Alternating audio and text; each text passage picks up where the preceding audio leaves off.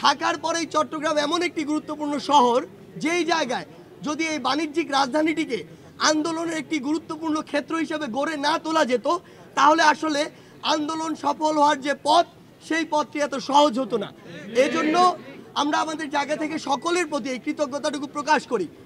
এখন আমাদের এই মুহূর্তে বাংলাদেশের গুরুত্বপূর্ণ দুইটি অবস্থা প্রয়োজন। এক হচ্ছে স্থিতিশীল অবস্থা বাংলাদেশকে এগিয়ে নিয়ে যাওয়ার জন্য, আরেকটি হচ্ছে আমাদের যে ভাইরা আহত রয়েছেন তাদের চিকিৎসা এবং পুনর্বাসনের কর্মসংস্থানের এই ব্যবস্থাটুকু করা। এখন সমস্যা যেটি হচ্ছে আমাদের এই বাংলাদেশের মানুষদের মধ্যে আসলে আমরা নতুন করে দেখছি নতুন নতুন কিছু বৈশিষ্ট্য দেখা যাচ্ছে। বিগত 16 বছর ধরে যে মানুষরা একটি মাত্র কথা বলার সাহস করেনি, বিগত 53 বছরে যারা এই লুপ হোলগুলো নিয়ে রাস্তায় নামার খুব একটা সাহস করেনি, সেই মানুষগুলো একটি অন্তর্বর্তীকালীন সরকার গঠন হওয়ার সাথে সাথে চাচ্ছে 16 দিনের মধ্যে সব সমস্যার সমাধান হয়ে যাক। এবং এই মানুষগুলো তাদের ব্যক্তিগত কিংবা ছোট্ট একটি গোষ্ঠীগত উদ্দেশ্য বাস্তবায়নের জন্য রাজপথে নামছে, সচিবালয় থেকে শুরু করে বিভিন্ন প্রতিষ্ঠান ঘেরাও করছে।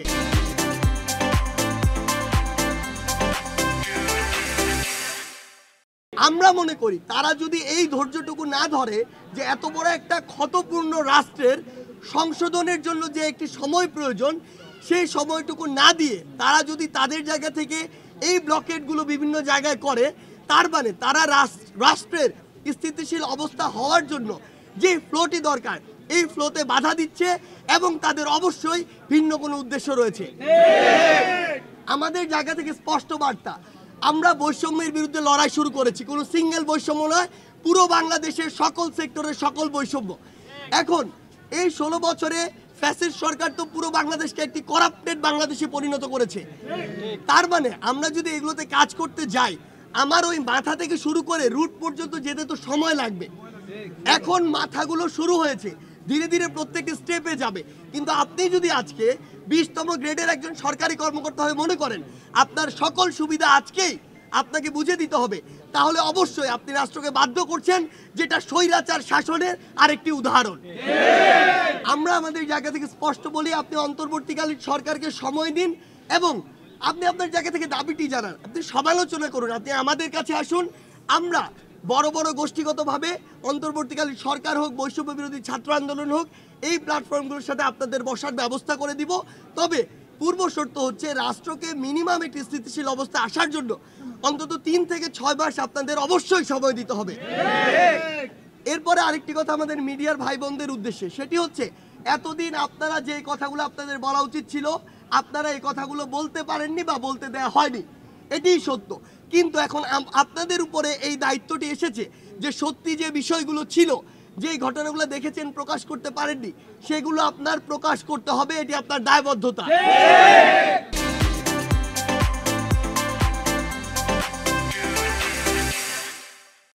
আমরা আমাদের জায়গা থেকে হসপিটালগুলোতে যেটি দেখেছি, অধিকাংশ ডক্টর, সকল নয়, কিছু ডক্টর রয়েছেন যারা আসলে কি উদ্দেশ্যে আসলে এই পেশায় এসেছেন আমরা জানি না, কিন্তু অধিকাংশ ডক্টর তাদের জায়গা থেকে সর্বোচ্চ সেবাটুকু দেওয়ার চেষ্টা করেছেন এবং করছেন।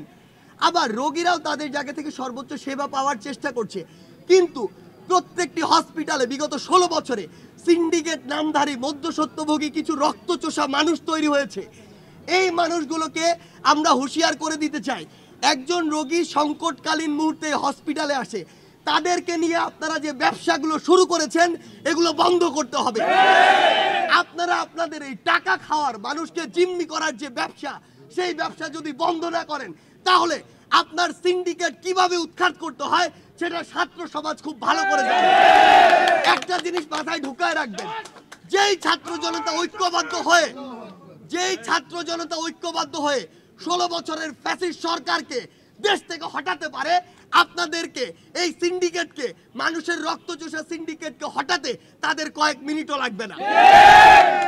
আমরা চাই আমরা সকলে মিলে এই বাংলাদেশকে সুন্দর করে গড়ে তুলব। এই জন্য আপনাদের ন্যূনতম যে মানবিকতা, নৈতিকতা, মানুষের প্রতি দায়বদ্ধতা, এটি কিংবা আপনার যদি ধর্মীয় চেতনা থাকে প্রত্যেকটি ধর্ম বলে মানুষের পাশে দাঁড়াতে, সেই জায়গা থেকে আপনারা মানুষের জন্য কাজ করুন। ব্যক্তি স্বার্থ কিংবা সাময়িক যে অর্থের লোভে আপনি এগুলো করছেন, বিশ্বাস করুন আপনার এই অর্থ থাকে না, থাকবেও না। যে কোনো একদিক দিয়ে আপনি অর্থ নিচ্ছেন, আরেক দিক দিয়ে তার চেয়ে অনেক বেশি অর্থ বের হয়ে যায়। জায়গা থেকে বলছি যে আসুন সকলের জায়গা থেকে, ব্যক্তিগত জায়গা থেকে যদি আমরা সৎ না হই তাহলে রাষ্ট্রের কাছে অনেক কিছু আশা করে কোনো লাভ নেই। আমরা যদি রাষ্ট্রকে এগিয়ে নিয়ে যেতে চাই, প্রত্যেকটি স্টেক হোল্ডার আমরা যারা রয়েছি আমাদের জায়গা থেকে কাজ করার রয়েছে, কাজ করতে হবে, তাহলে আমরা যে বাংলাদেশের স্বপ্ন দেখি সেটি বাস্তবায়ন করা সম্ভব।